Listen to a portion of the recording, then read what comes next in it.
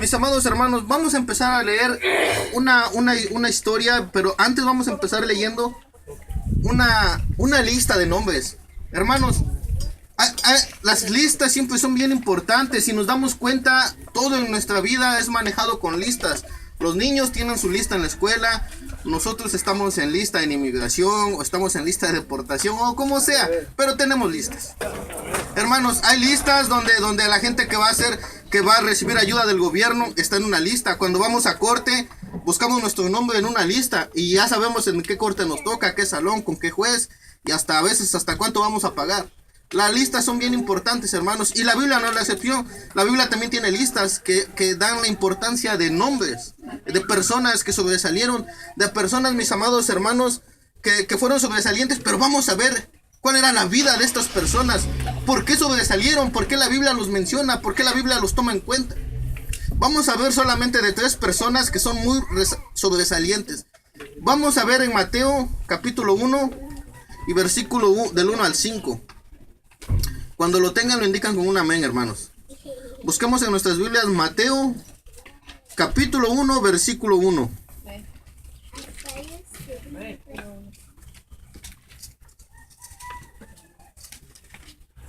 Los que puedan compartan con Biblias con el que no tiene, por favor, para que todos estemos leyendo. Mateo capítulo 1 versículo, vamos a leer del 1 al 5.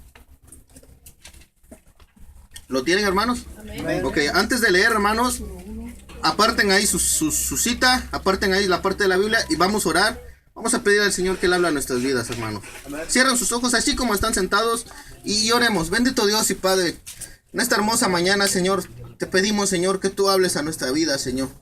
Ciertamente, Señor, tú conoces de qué tenemos necesidad, Señor. Te pedimos, Señor, que hables, Señor, una palabra de parte tuya en nuestro corazón. Hace la diferencia, Señor. Por favor, habla, Señor. Por lo demás, Señor, te pido por mí, Señor, no permitas que hable cosas mías, Señor, sino sé tú hablando, Señor, a través de mí, Señor. Acuérdate, Señor, que soy polvo y que sin ti nada puedo hacer. En el nombre de Jesús, Señor, tú ponte enfrente, Señor, y yo atrás, Señor, y tú habla. En el nombre de Jesús. Amén. Y amén. Y ahora sí oramos, hermanos. La palabra de Dios se lee en el nombre del Padre, del Hijo y del Espíritu Santo. Libro de la genealogía de Jesús, de Jesucristo. Hijo de David, hijo de Abraham. Abraham engendró a Isaac, Isaac a Jacob, Jacob a Judá y a sus hermanos. Judá engendró de Tamar a Fares y a Zara. Fares a Esrom y Esrom a Aram, y Aram engendró a Aminadab, Aminadab a Nazón y Nazón a Salmón. Salmón engendró de Raab a Boz, y Boz engendró de Ruth a Obed, y de Obed a Isaí. Hermanos, lo que estamos leyendo es acerca de la genealogía de nuestro Señor Jesucristo. Ahora, hermanos, la Biblia solamente en pocas ocasiones menciona, o en cualquier genealogía, hermanos. Vamos a hablar de genealogía de nuestro árbol genealógico. La mayoría no lo conocemos porque la mayoría, ¿verdad? Pues nunca nos ha interesado en lo que es un árbol genealógico. Pero los árboles genealógicos, ¿quiénes son los que siempre se mencionan? Hombres. Siempre se mencionan los hombres, fulano de tal, Enrique II, Enrique III, Enrique así, y así se va. Pero nunca se menciona a las mujeres. Pero nos damos cuenta, hermanos, aquí en la Biblia está la genealogía de Jesucristo y menciona a 3 mujeres. ¿Se dieron cuenta de las 3 mujeres que mencionó? ¿Cuáles fueron, hermanos? Tamar fue una. La otra, Raab, y la otra, Ruth. 3 mujeres mencionadas en la genealogía de nuestro Señor Jesucristo. Podríamos decir, hermanos, que son las abuelitas de nuestro Señor Jesucristo, son las que venían descendiendo, hermanos, hasta que llegara el nacimiento de nuestro Señor Jesucristo. Ahora, hermanos, estas mujeres, fíjense cómo son mencionadas en esta lista, hermanos, pero vamos a ver un poquito sus vidas. ¿Cómo fue que la Biblia, cómo fue que el Espíritu Santo inspiró a Mateo para que pusiera sus nombres ahí de estas mujeres? ¿Qué hicieron estas mujeres? ¿Por qué se incluyeron en esta lista, hermanos? Vamos a ver a la primera, hermanos. Vamos a ver a Tamar. Vamos a ver a Tamar. Y la historia de Tamar está en Génesis, capítulo 38. Génesis, capítulo 38, versículo desde el 1 al 30. Hermanos, esta historia Génesis, la historia está en Génesis capítulo 38, versículos desde el 1 al 30, pero el versículo que vamos a leer es el versículo 26. Solo busquen Génesis 38 y el versículo 26 y pónganme atención, hermanos, les voy a narrar la historia y después ustedes la leen en su casa para que el tiempo no se nos acabe. Amén. Ya todos tienen Génesis 38 y versículo 36. Ok, esténse pendientes porque vamos a leer esa cita. Hermanos, Génesis capítulo 38, la historia es desde el versículo 1 hasta el 30, pero vamos a leer solamente el 26 ahorita. Hermanos, esta historia de Tamar dice que lo que acabamos de leer en Mateo. Judá tuvo a dos hijos, dice a tres. El primer hijo, hermanos, se casó con esta mujer, con Tamar.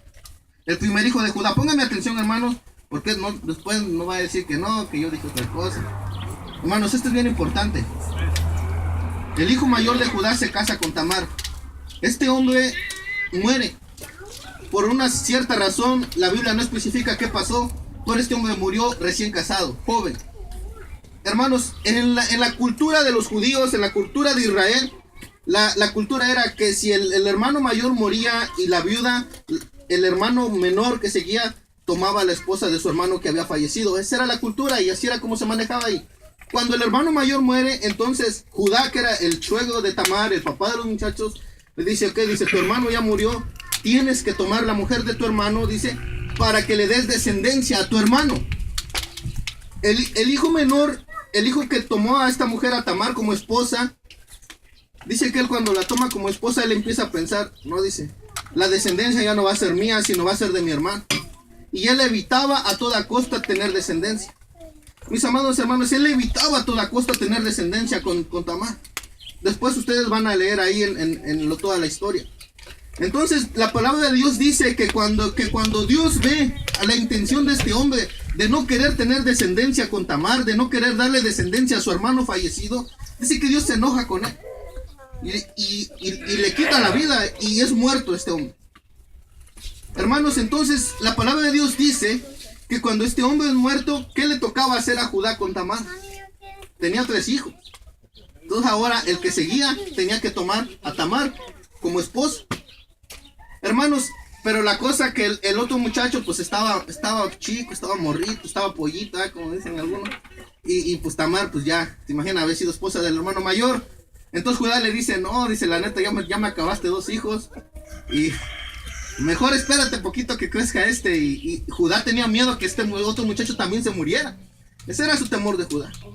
Y entonces Judá le dice a Tamar, ve a la casa de tus padres hasta que este muchacho crezca y ya después vas a ser esposa de él, pero regresas a tu casa. Hermanos, Tamar se fue en obediencia a su suegro, se fue a su casa con sus padres a otro pueblo y allá estuvo por muchos años, hermano. Y entonces Judá evitó a toda costa que su hijo se allegara a Tamar. Hermanos, el tiempo pasó y Tamar ya estaba más grande y Tamar necesitaba quedar embarazada para seguir la descendencia. Y Judá había propuesto en su corazón de que su hijo, el menor, no se casara con Tamar. Entonces fíjense, hermanos, lo que hizo Tamar. Tamar planea un plan. Tamar empieza a escuchar que su suegro iba a subir a la ciudad a vender, dice, la lana de sus ovejas. Y entonces, hermanos, cuando Tamar escucha eso, dice, viene mi suegro, dice. Y fíjense lo que pensó Tamar.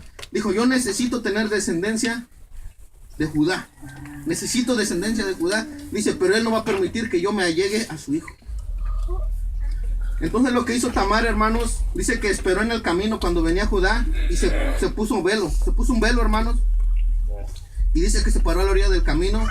Y dice que ella fingió ser una prostituta, hermanos. Tamar, ella fingió ser una prostituta. Y dice que se allegó. Y dice que entonces ve a su suegro que venía y ella estaba cubierta con el velo.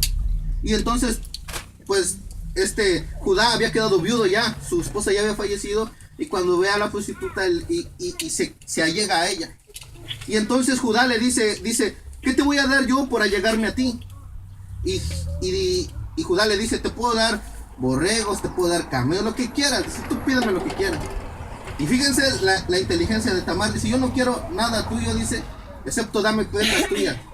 Dame tu bastón. Y le dio su sello, y le dio su bastón, y le dio cosas pertenecientes a él. aparentemente sin valor para alguien. Y Judá le dijo, ok, está bien, ahí está. Y le da las prendas, se llega con ella, hermanos, y Tamar queda embarazada de Judá, de su suegro. Ahora, aparentemente nos está pareciendo esta historia medio que, ¿cómo es posible que esta mujer haya hecho esto? ¿Y cómo es posible que la Biblia la nombre? ¿A poco no? Al principio de la historia decimos, ¿cómo es posible que esta mujer sea descendiente de nuestro Señor Jesucristo? O sea, que de ella descienda el linaje de David.